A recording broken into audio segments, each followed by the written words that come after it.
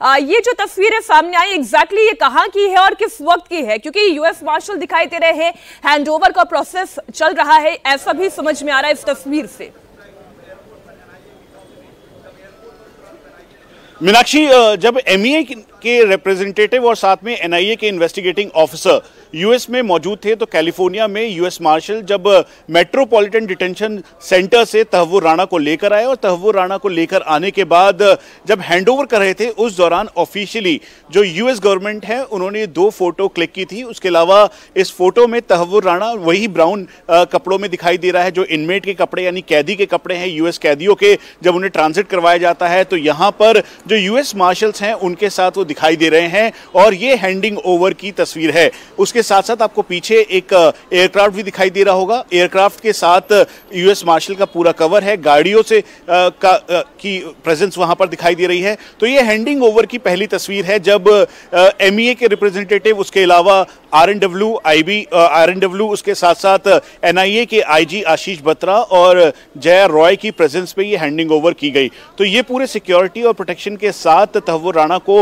Handover किया गया था। उस दौरान ये फोटोग्राफ्स क्लिक की गई और ऑफिशियली हमें जो यूएस गवर्नमेंट है उन्होंने ये फोटो रिलीज की है, ये फोटो दी है। और हम आपको ये भी बता दें कि इसके साथ साथ एक पूरा डोजियर जो कि तहव्वुर राणा का है, जब गिरफ्तारी हुई थी तहव्वुर राणा की उस दौरान जो डेविड हेडली कोलमैन को लेकर उसने कहा था कि 2002 से लेकर 2005 तक उसने लश्कर के कैंप में था, उसने ट्रेनिंग ली, तहव्वुर राणा की इंपॉर्टेंट भूमिका थी डेनमार्क के अटैक को लेकर। उसके अलावा तहव्वुर राणा की पूरी प्रोफाइलिंग और साथ में जो डेविड हेडली कोलमैन के बारे में पूरी जानकारी जो यूएस ने तहव्वुर राणा के एक्स्ट्राडिशन के साथ साथ जो पूरे डॉक्यूमेंट्स हैं वो भी भारत सरकार और इंडियन गवर्नमेंट के साथ साथ जो एनआईए के ऑफिसर्स हैं उनको दिया है, जिसमें एक पूरा डोजियर है तहव्वुर राणा का। उसके अलावा वो उनकी इंटेरोगेशन रिपोर्ट है जिसमें उन्होंने कबूला है कि वो इस कॉन्स्पिरेसी में शामिल था। उसके साथ साथ उसने ये भी बताया है कि डेविड हेडली कोलमैन लश्कर और जैश के जो कैंप में रहने के साथ वो भी लश्कर और जैश के लोगों के संपर्क में था और उसने पूरा प्लान किया और वीजा तैयार करने के लिए उसने डॉक्यूमेंट्स तैयार किए। तो ये 2 एक्सक्लूसिव तस्वीरें हैं जो इस समय आप देख रहे हैं। पहली तस्वीर रात को दिखाई दी थी जो इसी कपड़ों में थी, लेकिन यूएस के द्वारा ये ऑफिशियली हमें बताया गया, दिया गया है ये 2 फोटोग्राफ्स जिसमें तहव्वुर राणा दिखाई दे रहा है, साथ में यूएस मार्शल्स दिखाई दे रहे हैं। और अब इस समय मनीष हम अपने दर्शकों को इस वक्त इंडिया टीवी पर दिखा रहे हैं।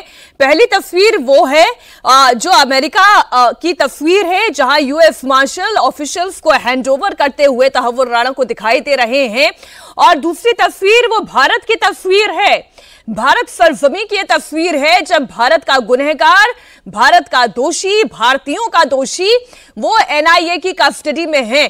मेरे सहयोगी मनीष प्रसाद इस वक्त एनआईए हेडक्वार्टर से ही जुड़े हुए हैं। राणा की ये दोनों ही तस्वीर और जो तस्वीर बीते 17 सालों से हम देख रहे थे, बहुत कुछ परिवर्तन आ चुका है। दाढ़ी के बाल सफेद दिखाई दे रहे हैं, सिर के बाल सफेद दिखाई दे रहे हैं, आधे बाल उड़ चुके हैं, कमजोर सा शरीर दिखाई दे रहा है। ये आखिरी हिसाब का जो काउंटडाउन है वो शुरू हो चुका है मनीष, और इसी का इंतजार लंबे वक्त से भारतीय कर रहे थे।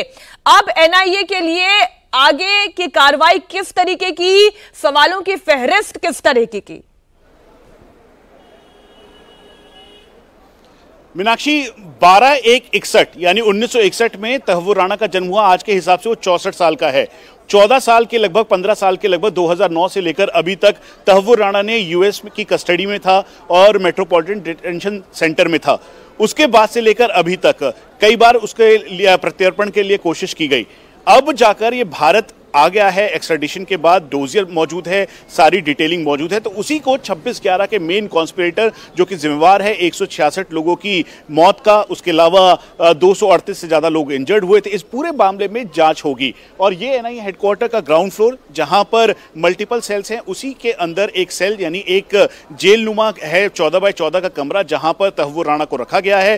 तहव्वुर राणा को सर्विलांस के तौर पर सीसीटीवी कैमरा वहां पर है और साथ में डिजिटल लॉकिंग है, यानी मल्टीपल लेयर सिक्योरिटी अंदर है डिजिटली, और केवल 12 मेंबर्स जो कि एनआईए की इन्वेस्टिगेटिंग टीम के हैं वही अंदर जा सकते हैं। आप जो यूएस ने भी फोटो रिलीज की है उससे भी आप देखेंगे, जो तहव्वुर राणा जब लेने गए तो वहां पर एनआईए ऑफिशियल्स की मौजूदगी में ये पूरी कार्रवाई हुई है। तो उसी के तर्ज पर यहां पर भी केवल 12 सदस्य टीम जो है वो उनको एक्सेस होगा, और अगर कोई और जाता है, हमें जो जानकारी मिली है कि करीबन 8 मल्टीपल एजेंसीज हैं जिसमें रॉ है, आईबी, मिलिट्री इंटेलिजेंस, उसके साथ साथ Mumbai ATS, Mumbai police, UP ATS, UP police, Delhi की स्पेशल सेल, इन सभी के साथ साथ मल्टीपल एजेंसीज ने इंटेरोगेशन करने के लिए टाइम मांगा है। लेकिन सबसे पहले एनआईए जो कि मिसिंग लिंक है 26/11 का मेन कॉन्स्पिरेटर जो तहव्वुर राणा है उसके बारे में जो सीक्वेंसिंग है वो पूरी करेगी, उसके बाद ही बाकी तफ्तीश कर पाएंगे। और इसीलिए एनआईए हेडक्वार्टर के बाहर जहां एक तरफ सूडो सिक्योरिटी, मिरर सिक्योरिटी है, तो वहीं दूसरी तरफ इस बात का ध्यान रखा गया है कि तहव्वुर राणा जहां पे उसका सेल है उसके ठीक सामने एग्जामिनेशन एरिया है जो कि 2 कैमरास रिकॉर्डिंग के मोड पर है, और वहां पर सेल में उसे इंटेरोगेट किया जाएगा। और करीबन 11 से 11:30 बजे के बाद का वक्त होगा जब यहां पर डीजी सदानंद दाते वो आएंगे। उसके अलावा आईजी आशीष बत्रा, डीआईजी जया रॉय, और उनके नेतृत्व में करीबन 7 से 8 लोगों की जो मीटिंग है, कुल मिला के 12 सदस्यों की वो मीटिंग होगी, और उसके बाद जाकर ये इंटेरोगेशन शुरू होगा। मेन जो है इंटेरोगेशन का इंतजार किया जा रहा है, लेकिन जाहिर है कि जो औपचारिकताएं हैं वो लंबी औपचारिकताएं होती हैं और उसका क्रियान्वयन करना होता है। मनीषा बने रहिए हमारे साथ।